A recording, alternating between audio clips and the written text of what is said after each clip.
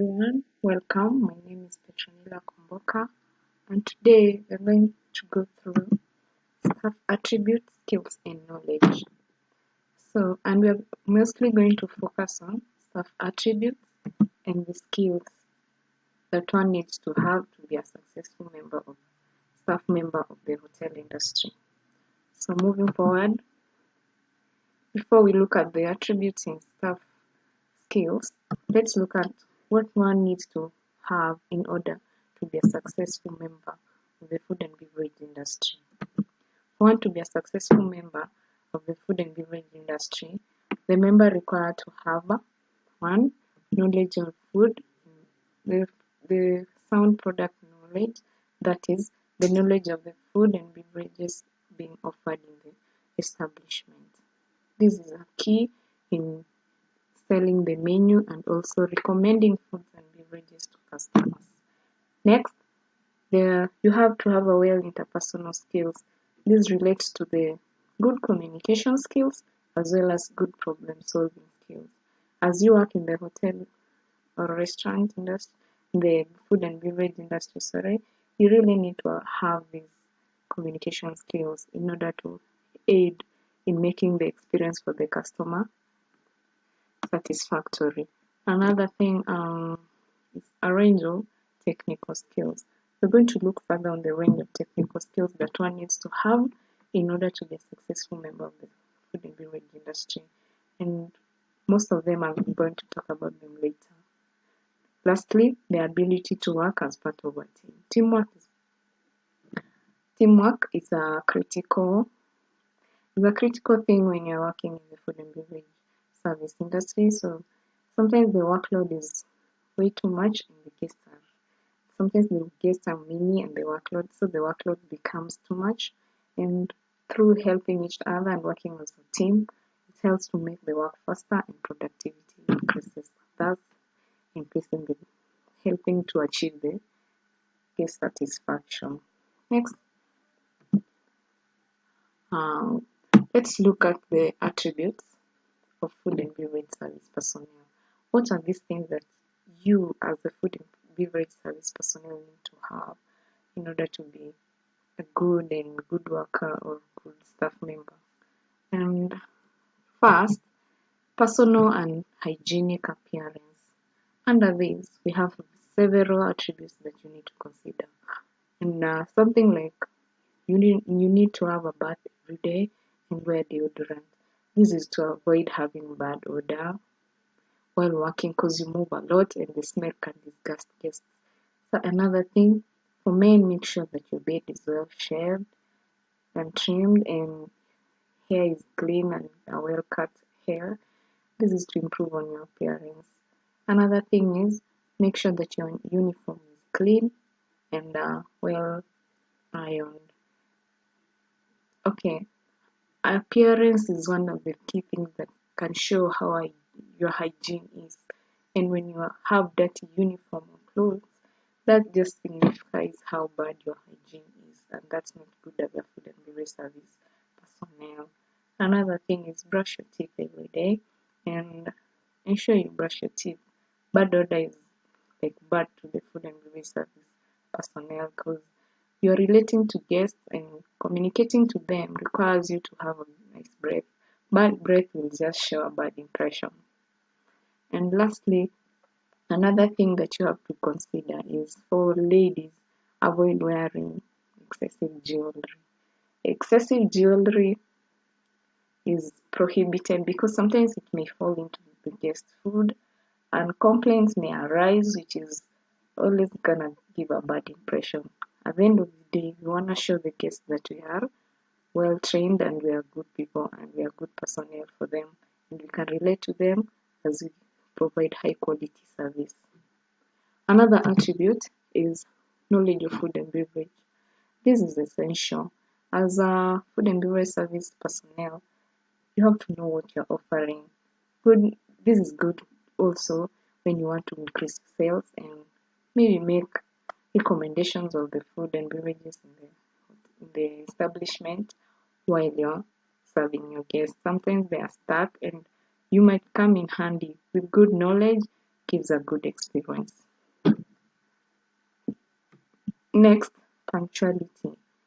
This is a nice attribute for you to have because punctuality leads to okay, let me say, like, when you are punctual to work, you plan your work very nice, and this will make your shift flow well. Punctuality will also show a good interest to your job. When you're late, always late, it just shows that you're not even interested, and it's a bad impression to your employer. So you must be punctual to your work. Another attribute is memory. Good memory is also a key attribute. Memory, especially memorizing the menu and sometimes memorizing the menu is also good to offer. Like I said, it's good to offer recommendations of the food and beverages that you offer. Sometimes remembering what guests like and don't like so that you may avoid the dislikes and improve more on what they like. And things like remembering the name helps to improve the service you're offering. Another thing, we have honesty. Honesty is a good impression to both your employer and your establishment. Employer and the guest, sorry. When the guests can trust you and you're honest, and even your team members can work with you because of good honesty, it improves teamwork. Sales ability. Sales ability is also a key aspect. The main thing is for you to sell your establishment, what it offers. The menu is the key. So selling the menu requires you to have a good knowledge. And all these things are interrelated. So make sure that you at least have all these attributes together. And lastly, we're going to talk about personality. Being courteous, the way you speak to guests, the way you handle them, a little bit humor there, and good temper increase customer satisfaction. As a food and beverage personnel, ensure that this is a key attribute that you have to possess. Okay, let's look at next. We look at the essential technical skills. These skills are there. We have several, but I'm going to look at a few. And today we're going to focus on holding and using a fork and spoon, carrying plates, using a service salver, which is also called a round tray, using a service plate, carrying glasses, and carrying and using an oblong tray. First, let's look at the holding and using a fork and spoon. In this technique, you require to hold the spoon below the fork. The fork is always held above the spoon, that's what I mean, and you interlock the ends with your last and second last finger. This is to ensure they are firm. Your thumb is used to maneuver through when you're serving food. And your thumb and your index finger. Yeah. So while you're using this technique, you can change the position of the fork depending on what you're serving. Moving ahead, we are going to look at the next technique, which is carrying plates. Carrying plates, you can carry pre-plated plates in the food with the food, or you can carry when you're clearing from the table. So in this technique, you require to use your index, middle, and the ring finger to support the first plate from below, while the second plate goes on your forearm, supported by the thumb and the small finger. This is to ensure that you support well to avoid breakages, and the third plate can go to the other hand, or you can also place it on. But mostly, you require to place it on your other hand to ensure you move swiftly. And that's about it about carrying plates. And practice makes perfect. You need to practice these things more so that you can gain the skill. A skill is well gained when you keep practicing. Now let's look at using a service solver or the round tray. The round tray, like in the picture, as shown in the picture, you can see the server is using it to carry the clean cutlery. After they have been sterilized, You can use it when you're laying the tables. This is more hygienic than just using your hand. And you can also use it to carry clean glasses to the table and clearing them from the table.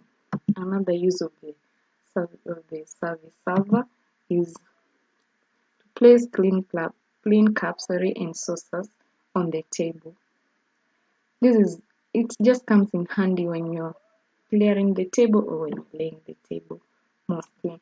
And another thing, you can use it while serving.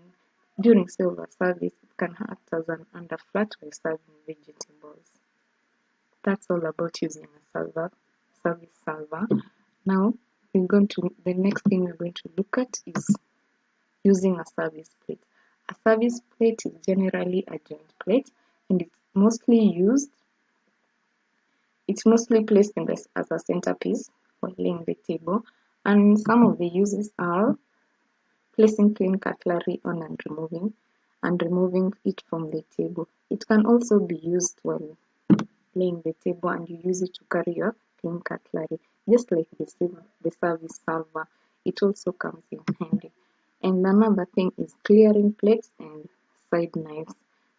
You see, the most of the uses of a service plate are kind of similar to the service server, and this is why you can either use this or you can either use the service server.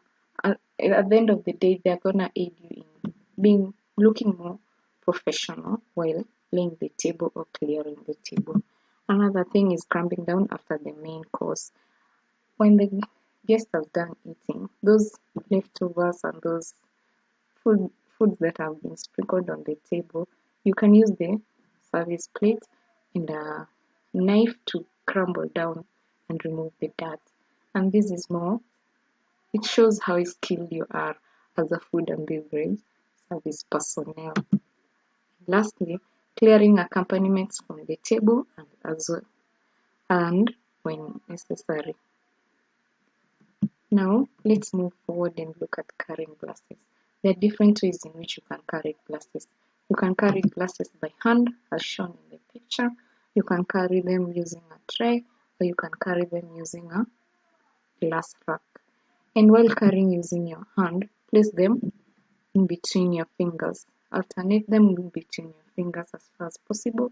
This is to avoid breakages. And this shows how skilled you are. When you use this technique to carry the glasses, sometimes it's good to impress the guests at how skilled you are as a service personnel. Another one, you can use the tray. Tray is used mostly when clearing from the table, when the glasses can be arranged on the tray.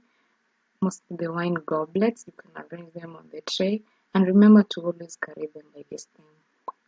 Another one, you can use a glass rack.